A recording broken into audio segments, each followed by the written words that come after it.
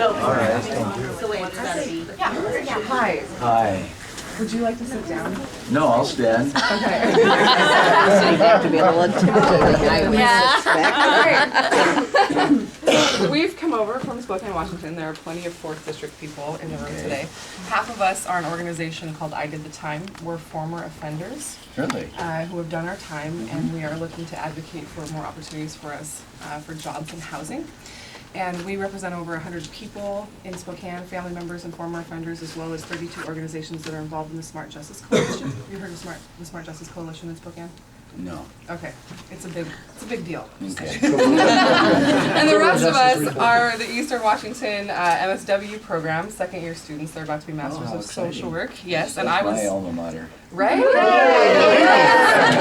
So I was in this program last year, and so now we're all working together this year. Wonderful. Great. So we're not going to have time to introduce everyone in the room, but I just wanted to let you know that we're here to introduce or to talk to you about the Fair Chance Act. Has that come across? Mhm. Okay, it's essentially a bill that's going to be coming through Moscoso, and then I think we're still looking for a prime sponsor in the House, but I know Annie Billig is willing to do the co-sponsoring. Who's the prime? In the Moscoso's in Senate? the House. We don't have a Oh. prime in the Senate yet. Okay. We'd love it if Padden would like to be the Wow, prime. leave me a draft. We will. So essentially it's a bill that simply removes the application that's on job applications. It removes the box that asks us to check if we have a felony conviction, and it saves the background conversation to just later in the process. And that way we're allowed to be looked at for our qualifications first. Yeah. And we're empowering employers to get an opportunity to be able to see if we are qualified or Sure. not. And then they can still, base decisions based on our past. Right. But the issue that we're having is, we've been out for a long time, we're totally recovered, we're just trying to move on with our lives. We don't want to go back to a life of crime. No. And the number one indicator of whether or not we will not recidivate is if we have a job. Sure. Okay, and if we can get in the job, we can add to the tax base. We're going to have less reliance on public assistance, okay? And we're going to have a safer society because we won't be committing as many crimes, essentially. We're all for that. Yeah. So it's a really great bill, and we have some people here today that want to share their personal stories about how difficult it's been to find a job post-release. And so our first one is going to be Michelle. Hi, my name's Michelle. I was released in 2005. I was a first-time nonviolent offender for drug delivery charge due to my addiction. Once I was released, I had a really hard time finding housing, finding a job, doing all those kind of different things.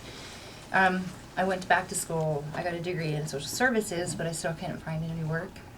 At that time, I have 4 children, so my 3 older sons wanted to come back and live with me. So now I'm faced with, oh my goodness, I really have to find a job and be able to take care of these kids, and how am I going to do that?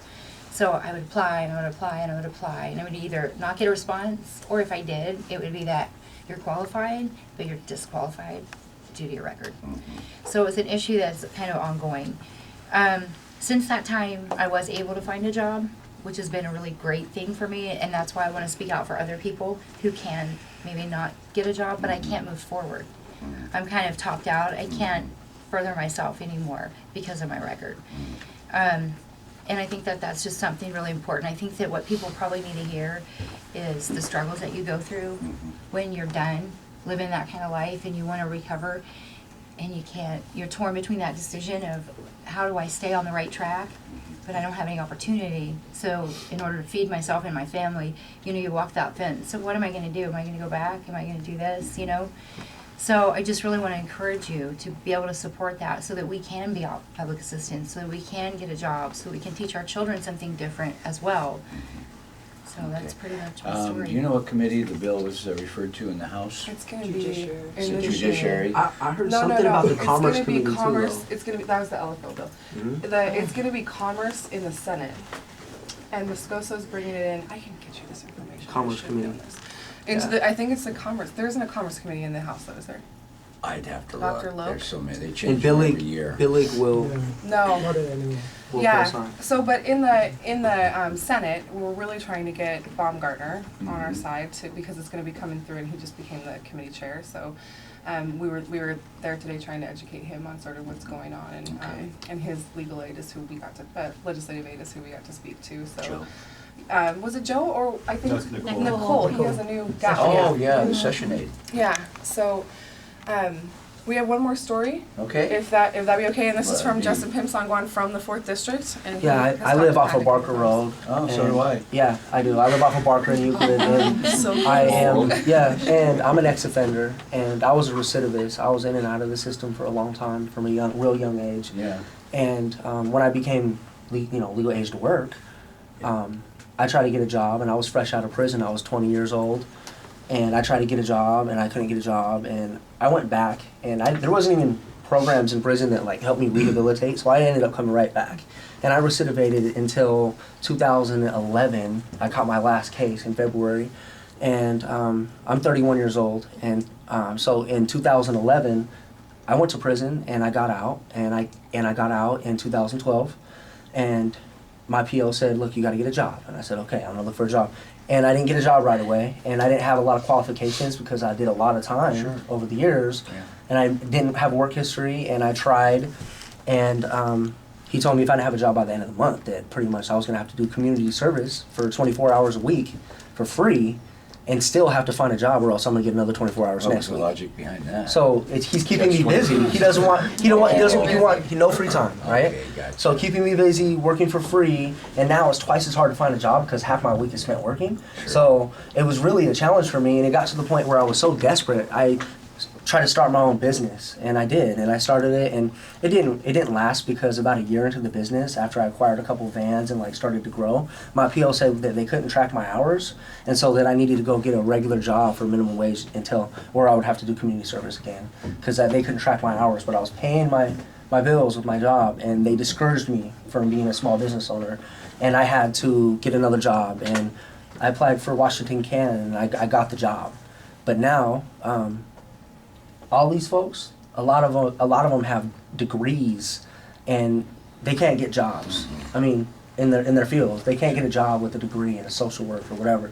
And we just want people to get a fair shake at life, and Yeah. we want to stimulate the economy. We don't want to draw on social services. We want to take care of ourselves and our families. I have a daughter named Jada Lee, and she's 8 years old, and she goes to South Pines, and I want to be able to take good care of her, So I would appreciate it if you would help people like me and other felons. I'm begging you to get behind this. Okay. I would really appreciate it. It's, I'll certainly share with what you're telling me with Senator Padden, and the more information you can leave, the better. We have some leave behinds for you, and we also have our personal stories on the last there, because we all have a personal story that we like to share on this issue. We've been taking turns all day.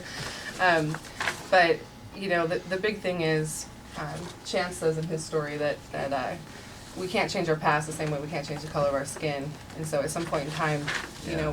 we're driving ourselves crazy, worrying about things that we just can't change. We need to be able to move forward.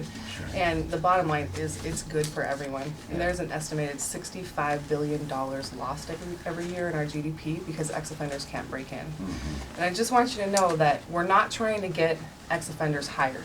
We're trying to get qualified people jobs who can't get past the box. Okay. And so that might be a big thing that Padden would understand, is that it's not like if people need voc rehab, if people need to start an entry-level job so that they can get the job skills they need, if they need interviewing skills, that's a sector of our population that needs that kind of help, and they're trying to get that kind of help through reentry services. There's another entire, there's another side to the spectrum of people who are overqualified and just cannot get the jobs that we want to be able to provide to society. Yeah. Very Well, they're always limited looking by for it. ways to reduce the population in our institutions. And this would be Absolutely. a great way to do that. Absolutely. I mean, it's one of many ideas to do that. Prison costs a lot. Oh, it does. Costs a lot to the taxpayers. Save you some money to put in 120 that to budget 140 other a day. places, because I Yeah. know you guys are gonna be working real hard on the budget. It'd be nice if you didn't have to spend that much money on prison. Sure would. Yeah, It would. and the whole LFO situation, incarcerating people for longer than, it's costing $120 to $140 a day to incarcerate people. Sure. In Spokane County where we live. Yeah. And people are in there for LFOs it's mostly interest, and they're arresting people, sending U.S. Marshals. You know how much money that costs? That's so expensive. 74% of our Spokane County budget goes to criminal justice. This is low-hanging fruit. This is something that is practical. We got to do what the dollars say too, This is my personal opinion. And ban the box won't cost the budget any money this year. So where do I get a draft of the bill? I will email it to you. Oh, okay. I will absolutely Great, send well, you thank that. you so much, for all of you. Yeah. Thank you for Making the your effort to time come very over much. here. We appreciate you. Love seeing folks from home. Yeah, absolutely. We came all the way over. I, Did you uh, guys want to say anything? I left my Can't voice wait. up at CenturyLink yesterday.